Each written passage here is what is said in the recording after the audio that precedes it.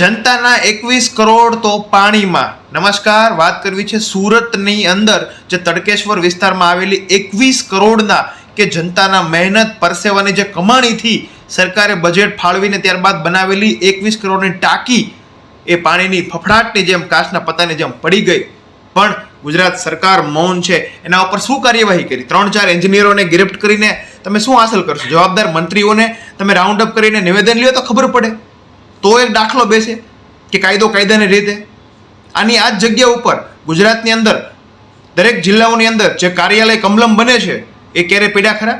કમલમની એક કાંકરી પડતી નથી.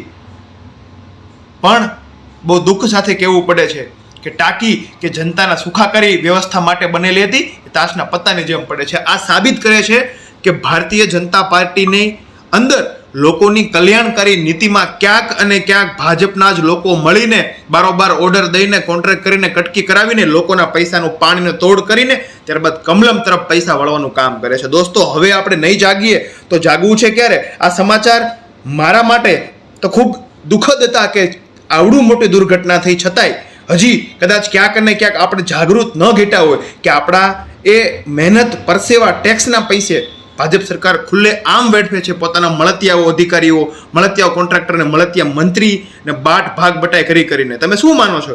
એ 21 કરોડ ખરેખર અર્થમાં શું ઉપયોગ થઈને ત્યાં ખરેખર ઉપયોગ થયો હશે? ના. દિલ્હીથી માંડીને સુરત સુધીમાં લગભગ 10 કે 15 સ્ટેપમાં પૈસાનું વિભાજન હોવાની આશંકા છે.